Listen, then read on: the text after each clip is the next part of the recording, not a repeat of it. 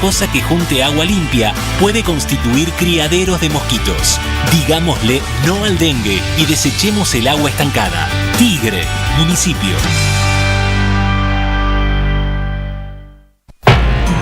Siempre soy Daniel Toniti en la mañana de la radio. AM530. Construimos comunidad. Buscamos la verdad. Siempre.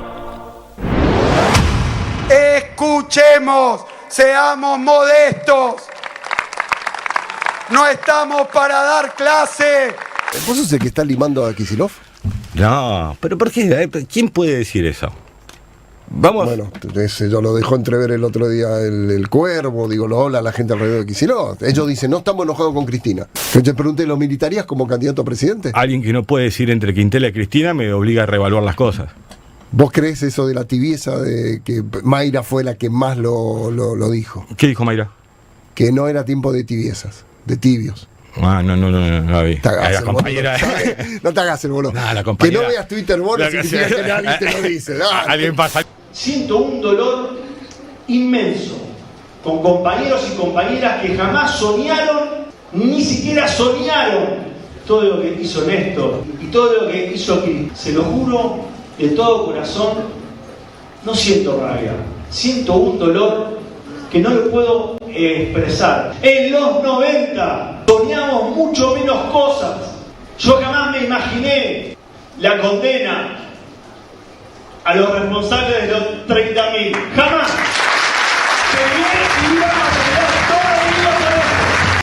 Hoy a Cristina sobre su cuerpo está cayendo el vuelto, está cayendo la condena sobre sus espaldas y algunos oportunistas miran para otro lado. Me da vergüenza.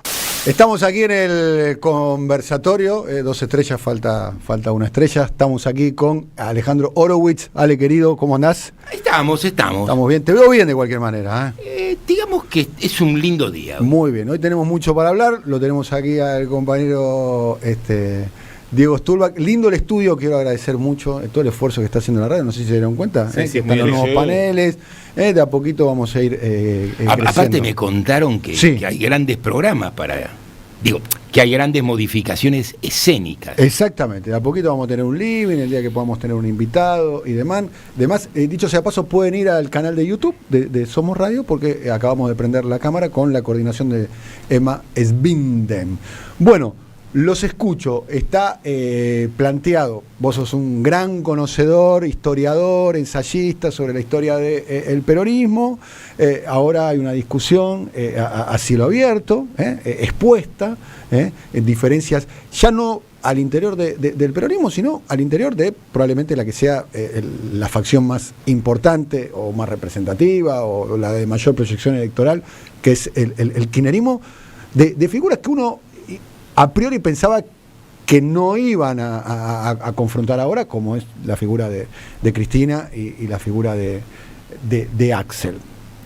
Bueno, exactamente, Alejandro es un gran especialista del peronismo y viene con muchas ideas hoy.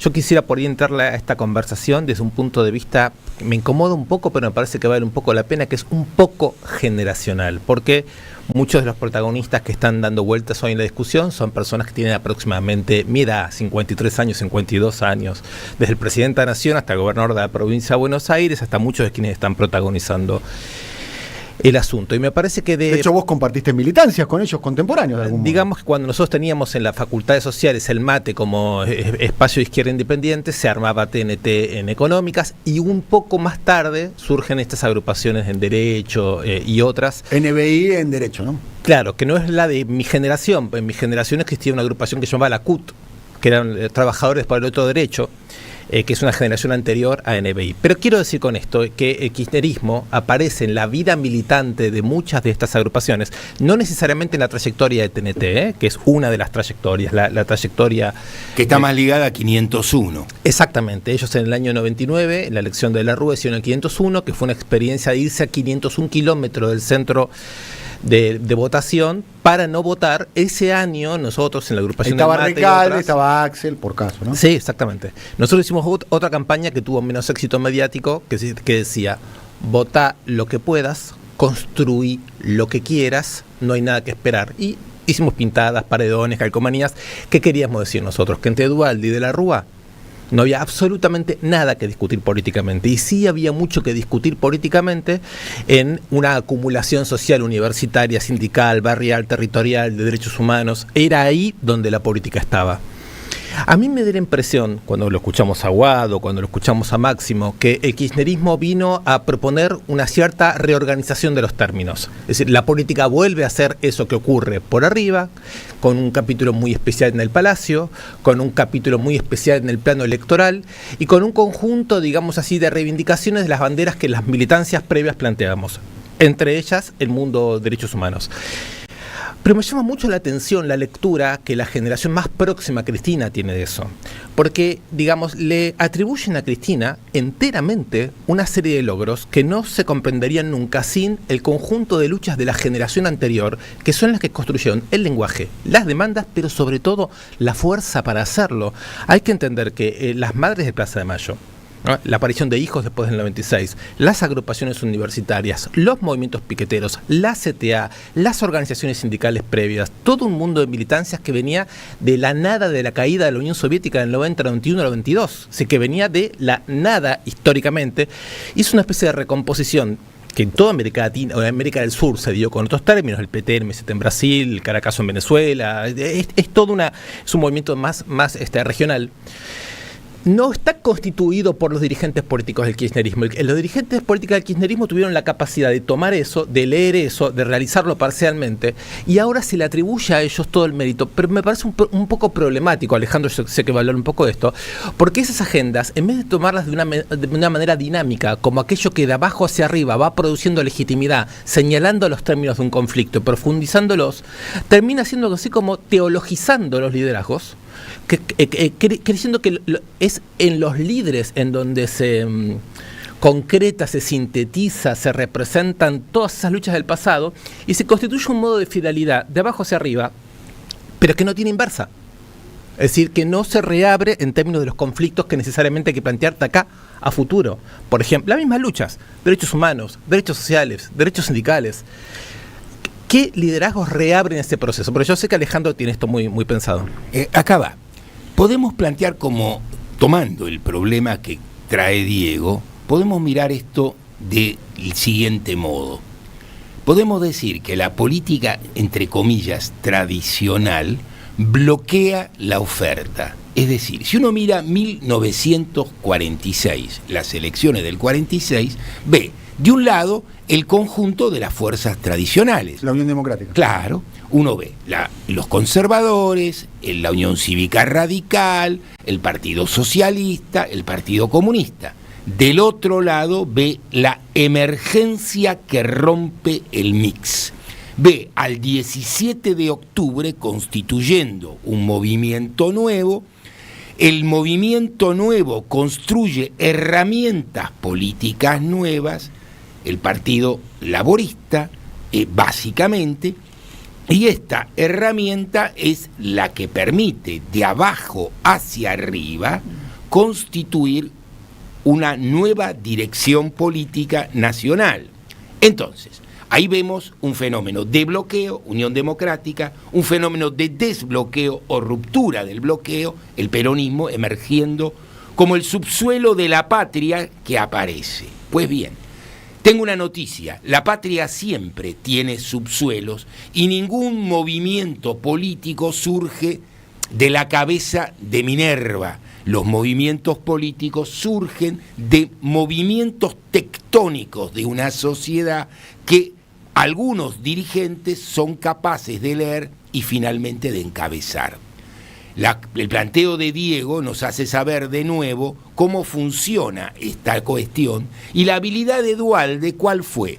Construir una abierta, una interna, que era al mismo tiempo la externa, porque era la política nacional. En las elecciones del 2003, ¿qué pasó? Duhalde habilitó 3 candidaturas presidenciales del peronismo. Al habilitar 3 candidaturas presidenciales, la sociedad eligió, y entre los que eligió pero acá viene la cuestión, no fue el movimiento el que constituyó las 3 candidaturas, fue Duhalde. El movimiento preexistía, el 2001 sucedió, las fuerzas que Diego contó trabajaron en ese interior, no desaparece lo que allí sucede.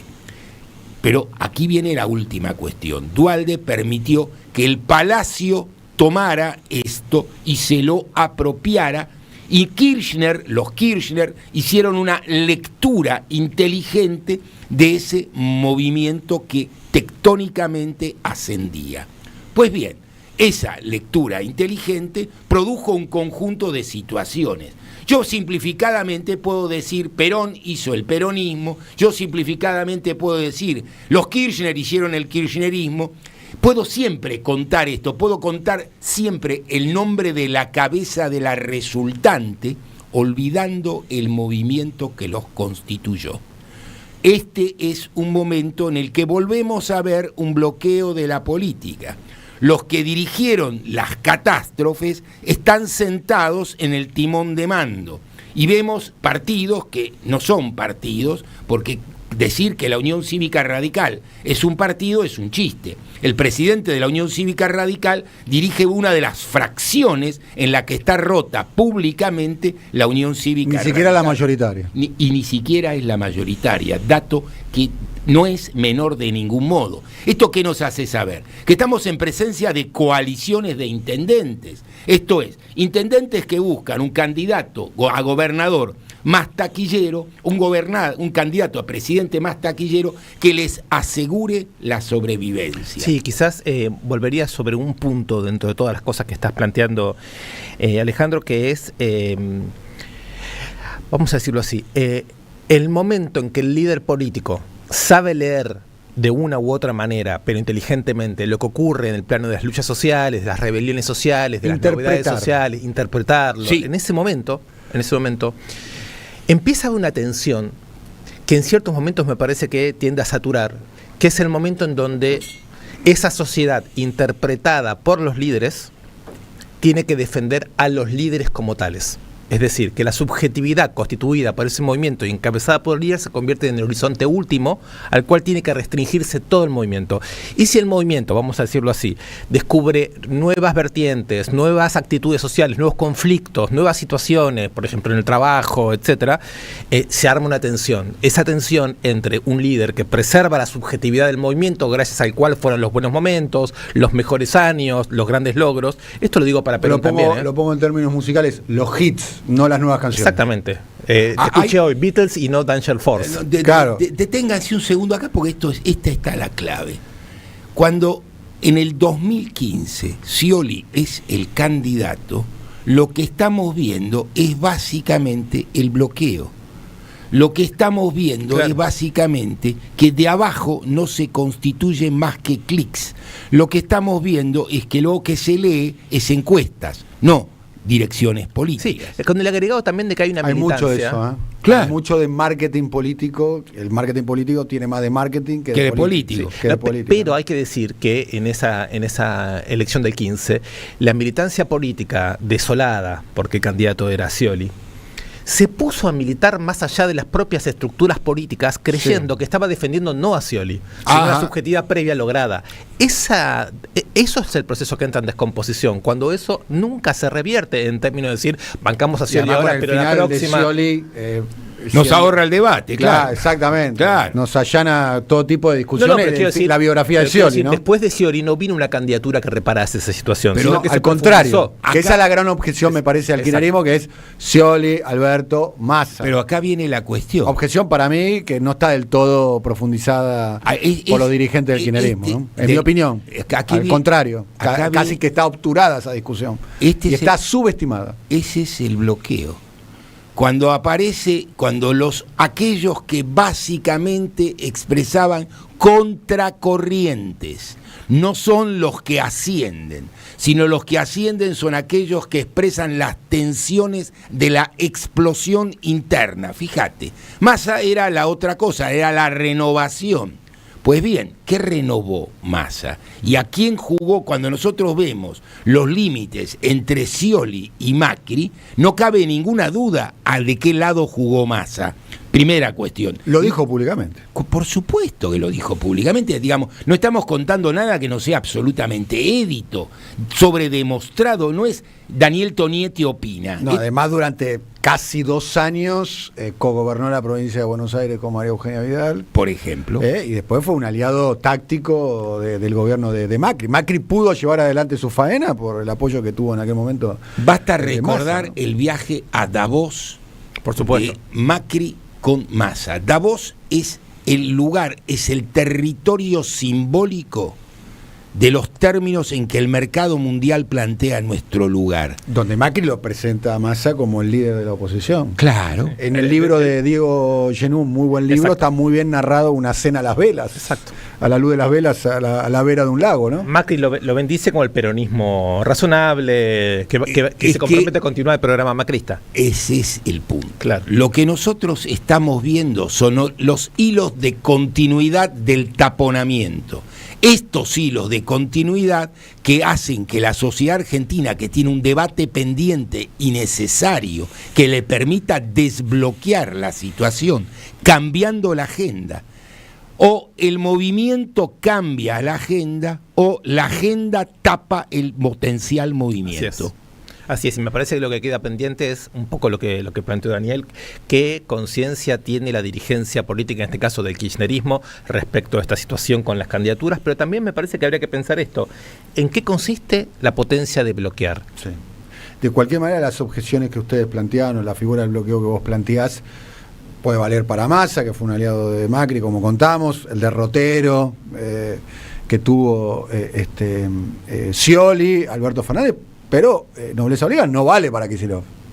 No, Kicillof, a ver, ese es un punto no vale para Kicillof. Kicillof es una persona que ha acompañado. Yo creo que ahora está cometiendo un error táctico grosero. Esto es lo que opino yo, pero bueno, es opinión mía irrelevante. Extrememos el debate. Si hay bloqueo, según el razonamiento que venimos haciendo, es ineludible preguntarse por la figura de Cristina, porque es en nombre de la figura de Cristina que los candidatos fueron los candidatos.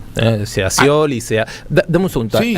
Cuando Kicillof hace 10 días escribe una suerte de carta o de mail que circuló mucho por WhatsApp, haciendo un balance sobre el kirchnerismo y diciendo, no se trata solo de dar clases, sino también de escuchar. Esto lo dijo el 17 de octubre, pero después en ese texto que yo les digo, dice, cada vez que uno quiere discutir, le dicen a uno traidor. Cuando uno quiere plantear algo, lo disciplinan. Pero Axel, al mismo tiempo, perteneció plenamente a la estructura del disciplinamiento. Claro. Entonces, cuando el disciplinamiento lo hizo llegar a donde llegó. Por eso. Entonces, ¿qué tipo de balance? ¿Cómo se hace para al mismo tiempo decir esta función que Cristina pudo haber tenido de absorber un imaginario social militante muy amplio durante muchos años, es el mismo que está poniendo los límites para una discusión? Pero pondría un asterisco, y además sobre el lomo de ella, porque las causas judiciales son contra ella, la condena contra ella, la persecución familiar contra su hija. Y el intento de magnicidio contra ella. Claro. No, si las cosas son como son.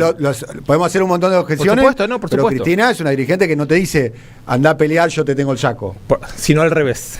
No, está bien, pero acá el problema... Teneme el saco, voy a pelear. Claro. ¿Saben? El problema no es tanto la valentía personal, sino la valentía social, que no debe confundirse con la personal. Yo no tengo ninguna duda de que Raúl Alfonsín era personalmente un tipo guapo. Es más, cuando yo era un hombre muy grande y alguien lo patoteaba o le decía algún improperio, Alfonsín estaba dispuesto a agarrarse a tortazos a los 80 años. Gallego calentón. Así es. Bien, en ese sentido, cuando uno ve a Alfonsín yendo al encuentro de los carapintadas prácticamente solo, se ve un tipo guapo. Ese no es el punto. El punto es cuando arruga socialmente. Alfonsín había planteado en campaña la diferencia entre la deuda legal y la deuda ilegal, entre la plata negra y la deuda, cosa que era muy lógica y muy razonable. Si vos cruzabas los datos de la Dirección General Impositiva de aquel entonces, las declaraciones de las empresas y mirabas los giros al exterior, la diferencia era plata negra, por lo tanto la deuda se reducía y vos pasabas a tener dólares en el Banco Central que no tenías. Pues bien, ahí arrugó, ahí no sostuvo con el cuerpo lo que dijo con el pico. Y ahí empezó el comienzo de una de las catástrofes. Entonces, acá está la diferencia entre ser personalmente guapo y ser socialmente guapo. Nosotros necesitamos una segunda cosa. De la primera sobra. Bien. Me gustaría que destinemos los más o menos 15 minutos finales a hablar de lo que todos están definiendo como un buen momento político por parte del gobierno, según la hoja de ruta que tiene el gobierno, que a mi modo de ver las cosas, yo lo vengo diciendo en este espacio hace mucho tiempo, Milei tiene una hoja de ruta. Y como toda hoja de ruta se puede ser modificada, tiene tropiezos, tiene momentos donde se lentifica, pero tiene una hoja de ruta. Por lo menos yo lo vislumbro, ¿no?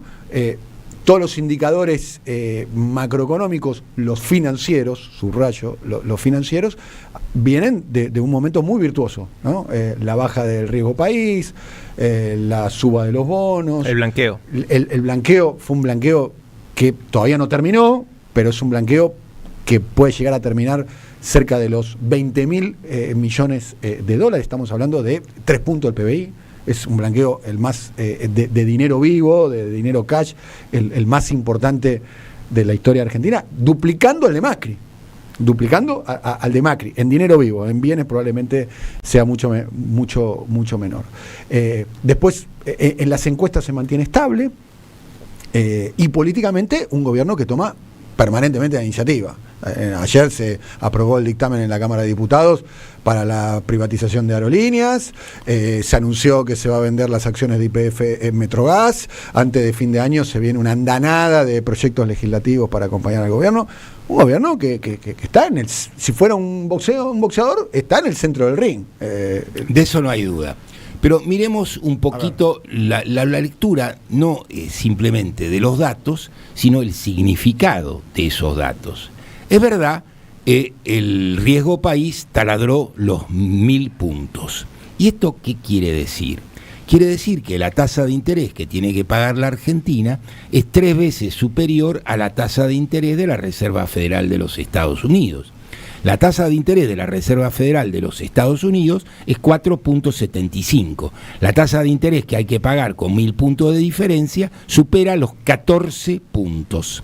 Primera cuestión. Segunda cuestión. ¿Qué quiere decir cuando hay una tasa de interés real de 14 puntos?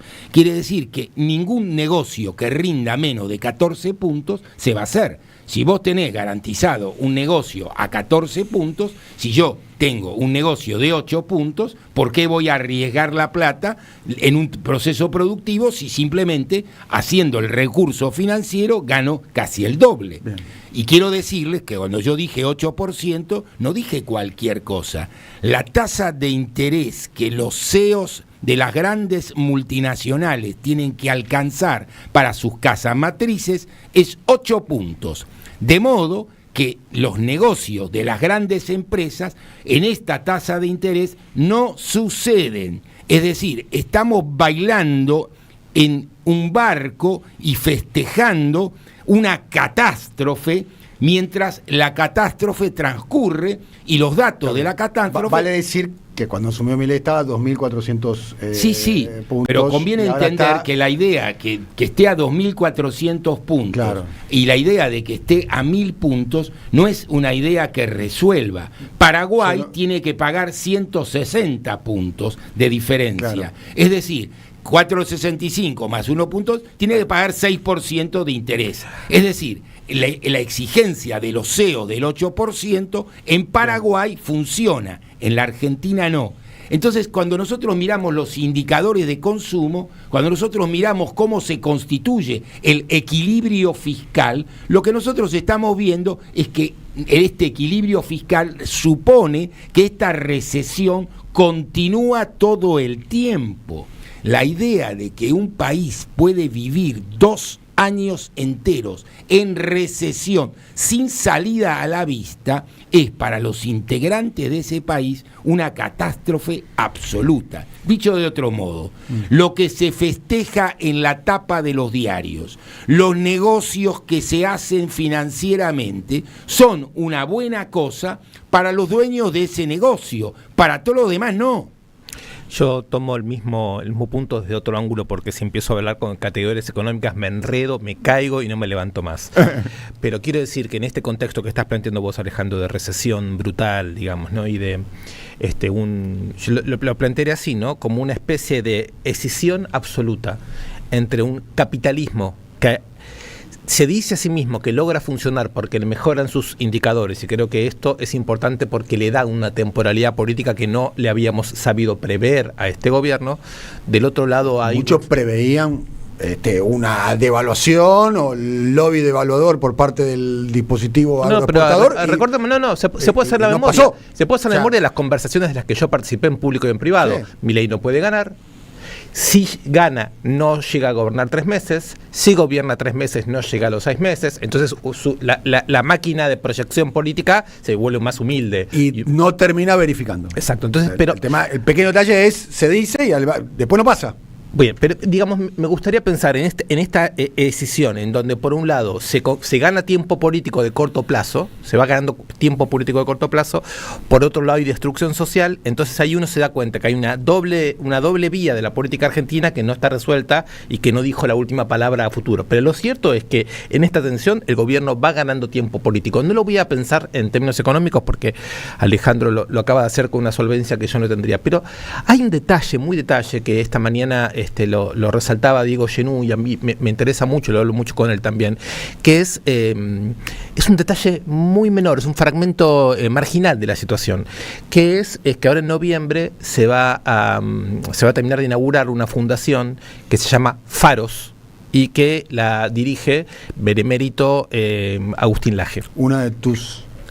Sí, es una obsesión. Es una obsesión mía. Es una observación permanente que hace. Sí, es una obsesión mía con cierta marginalidad de la extrema derecha, que me interesa mucho por la edad que tiene este personaje, por el papel de operador internacional que ha adquirido este personaje, por la apuesta al libro que tiene este personaje y por el modo en que sintetiza, digamos, Opus Dei, neoliberalismo y fascismo tipo milico en la Argentina, con proyección a Bukele, Vox y Trump. Entonces, si Trump llega a ganar las elecciones que se vienen, si el gobierno tiene sus propias razones para ir ganando tiempo político y la derecha va creando instituciones propias ahí donde destruye las públicas, por más que estemos hablando de instituciones muy marginales, es decir, hay una camada de intelectuales, gramscianamente hablando, que creen que acá se va a armar algo, que creen que regionalmente se va a armar algo, que están pensando en términos de los lenguajes, el poder, los mecanismos.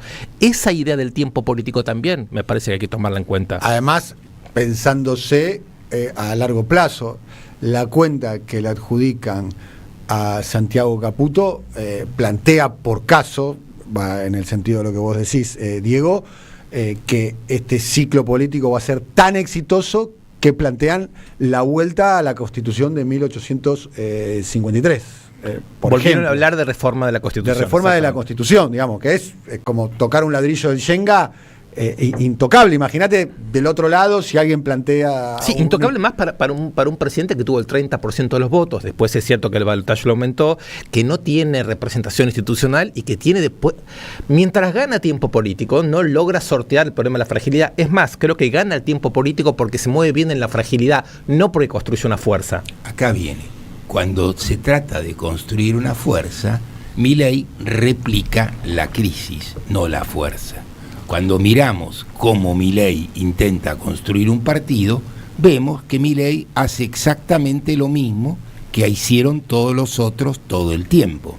La lógica del puntero, la lógica del territorio, la lógica de reagrupar las astillas que quedan afuera, es más vieja que caminar. No es exactamente una oxigenación de la política, no es tomar lo emergente. Y acá viene la cuestión. Milei no expresa ninguna emergencia. Alejandro, una pregunta te quiero hacer ahí. Milei no expresa ninguna emergencia, lo pongo en tensión con lo siguiente. Milei expresa mejor que cualquier otro dirigente político en la Argentina la incomprensión general respecto a un nuevo mercado de trabajo, de una precarización general de la sociedad y de una intervención muy fuerte y quizás irreversible del mundo digital en las formas de trabajo, en las formas de comunicación y en las formas de sensibilidad. Esta cuestión de la emergencia, por supuesto, no es una emergencia que podríamos decir clásicamente desde abajo y con demandas democráticas.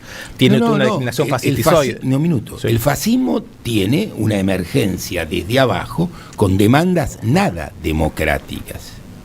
Eso no quiere decir que no sea desde abajo. Exacto. Primer asunto. Pero el fascismo tiene capacidad dinámica propia. Nosotros vemos masas fascistas movilizadas y autoorganizadas. Sí, pero por lo tanto lo que quiero decir es Milei. Más allá de después podemos dedicarle incluso un programa para discutir si la palabra fascismo, cómo, dónde. Pero lo que más me interesa es el hecho de que Milei quizás sí expresara algo. Una palabra que para mí no explica Milei, no explica. No, claro. Por eso dejémosle al costado. Dejémosle al costado ahora. Nos queda cómodo. Pero efectivamente. Nos queda cómodo. Es un adjetivo calificativo que evita pensar. No lo digo por usted, claramente, es una discusión que yo vengo dando. Dejémosle al costado porque a mí me parece que es una discusión que no se resuelve en un minuto. No, claro que no. Pero sí hay una emergencia por abajo que no representa una transformación de las estructuras de poder. Eso es así. Acá viene la cuestión. ¿Pero qué es eso? Miremos un minuto esto. Lo que nosotros vemos es un conjunto de hombres y mujeres que saben que el concepto democracia ha sido vaciado, que el concepto justicia social ha sido vaciado, que el concepto soberanía política no quiere decir nada. Entonces, cuando la soberanía política... Pero lo que está diciendo es lo que sintetiza Milei casualmente. Este es el punto. Todo lo que dice Milei. Entonces, hemos cambiado soberanía política. La justicia social es una aberración. Los problemas comenzaron en el año 16 con la ley Sáenz Peña. 120 años, nos dice Toto Caputo. Bueno. La Argentina, desde el punto de vista de Toto Caputo, es un error histórico. Porque conviene recordar que recién en 1890 la Argentina tiene unidad monetaria. Claro, pero me parece que lo que Daniel está señalando es que Milei no es solo la crisis de lo anterior, sino que es un planteo de sustitución de funcionamientos. Claro, pero ¿cómo? Es un planteo de sustitución de funcionamientos agravando el funcionamiento de lo que no funciona. Porque, tomemos el doble... Hay dos carriles. Uno es el carril de la representación y lo que la gente opina, y otro es el carril de lo que sucede más allá de lo que la gente opina. Entonces, uno puede decir...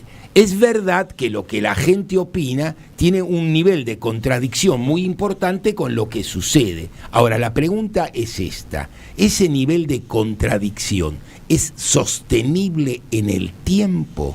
Yo te lo preguntaría así. El otro día Pablo Fernández Rojas nos compartió los amigos una foto de las fiestas bolivianas de los caporales. Escuchen este dato porque es un datazo. En donde se hace todos los años, hace más de una década. Es el Día de la Colectividad Boliviana, una conmemoración oficial organizada por el gobierno de la Ciudad de Buenos Aires en la Avenida de Mayo, como el de la colectividad española, italiana. Único partido político presente, La Libertad Avanza. Al final de las fiestas, donde terminan las fiestas, muchísimas colas para afiliación. Entonces ahí yo me hago la siguiente pregunta. Es absolutamente cierto, lo decimos desde el comienzo, yo hoy lo planteaba como dos velocidades, dos mundos. Uno en el que el gobierno puede estar orgulloso de lo que ha mejorado en términos financieros y el tiempo político que eso le da, y otro un mecanismo de destrucción social. Yo pregunto, desde el punto de vista de las derechas, lo que los intelectuales de las derechas están queriendo pensar, de cómo aprovechar el tiempo que van ganando, ¿no está la administración de ese conflicto sobre la base de sustituir toda una modalidad de memoria y de tradición política, que la vamos a llamar peronismo, pero que es mucho más complejo, porque es la historia del plebiscismo político argentino? Incluye al peronismo, pero lo excede. ¿No es sustituir eso por un conjunto de mecanismos de funcionamiento que no van a hacer jamás hacer funcionar la sociedad, pero van a hacer funcionar mecanismos de cosas? Por ejemplo, todo el mundo digital nos da un ideal de funcionamiento que en el mundo analógico están destruidos. Entonces, la idea de que hay un conjunto de personas, termino con esto, que pueden imaginarse en el mercado desde abajo, por fuera de una idea de estado de bienestar social y de planes sociales y de cobertura social, la idea de me hago desde abajo laburando, me parece que ese elemento nosotros no hemos terminado de pensarlo, eso quiero decir. Para decir algo, el punto es este. Es verdad, yo siempre sostuve que un derrotado es aquel que no puede tomar la experiencia de su propia derrota para pensarla críticamente y transformarla en otra cosa. Claro. Pero conviene entender una cuestión que tiene que ver con la lógica fisiológica de los problemas, y es, si yo te empiezo a apretar el cuello y te reduzco la capacidad respiratoria, vos podés aplaudir hasta un momento en el que sabés que te vas a morir. Y cuando sabés que vas a morir, ¿qué vas a hacer? ¿Vas a seguir aplaudiendo? Yo no estoy diciendo que esto es lógicamente imposible. No, lo que estoy diciendo es que es políticamente improbable. Bueno, tema inflación nos quedó pendiente porque todo indicaría, que pareciera ser que el gobierno espera un nuevo descenso en el escalón de la inflación. Yo creo que eso puede tener un impacto en la opinión pública. No, pero y esto da un impacto en el negocio financiero. Si vos bajás la inflación y tenés una tasa de interés fuertemente positiva y el dólar planchado, lo que vos estás haciendo es quemar dólares a velocidades descomunales. El tiempo que el gobierno gana cuesta miles de millones de dólares de la reserva del Banco Central. Y eso no es solamente una joda para la sociedad argentina abstractamente. Esto es que ¿con qué va a seguir funcionando? Lo que digo, esos ciclos, que lo podríamos definir, no hay ninguna mejor. Ahora se llama carry trade, nosotros los ochentosos se llaman plata dulce, son ciclos políticos que generaron una situación, quizás ficticia claramente, porque termina mal, de bienestar que le da de alguna manera una proteína política. Ha pasado con la dictadura, con Martínez de Oz, la tablita. Ha pasado con el menemismo, ha pasado con Macri en el 16 y parte del 17, y interrogante, puede pasar con este gobierno. Interrogante. Terminamos el conversatorio. Otro día la profundizamos, ¿sale? ¿Te parece? Me parece. Además, ¿sabes una cosa? Acá tela para cortar sobra. La suerte de haber nacido en Argentina. Hoy imagínate el conversatorio en Noruega, ¿no? ¿De qué hablamos? Claro, no, ¿viste? ¿No? Esa es la ventaja que tiene haber nacido en el país más disruptivo del mundo, o uno. Sí, hay dos resistencias, me parece que se nos vienen muy claramente. Si la política produce futuro, la resistencia social, el paro, las luchas sociales, esto que estamos viendo todo el tiempo, y también lo de los hinchas de fútbol, que tenemos que bancarnos cada cosa. Los hinchas de fútbol. Sí, nos tenemos que bancar los que tenemos hijos, tenemos que bancarnos cada cosa. Realmente. Me imagino que ya renunció Di Micheli, ¿no? Estoy francamente... No seas ácido. Estoy viendo la noticia, no dice nada, está por renunciar. Pero bueno, si la directiva de River no forma parte de la tapa de la nación, el periodismo está en crisis. Claramente. Bueno, nos estamos yendo. Mirá, se me voy a vengar estos comentarios. No, me voy a vengar por favor. Nada queda sin anotar. Claro. La libretita. Silvio Soler en la operación técnica. Guillermo Bray en la coordinación. Pino Ariel y Román Lucas en la producción. San Severino Manón, Ala Martínez, Castro Vicente en redes. Ursagasti Mora en la producción audiovisual. Y estuvo Sbin Emma en la coordinación del streaming. Hasta mañana. Chau. What's the matter with your life?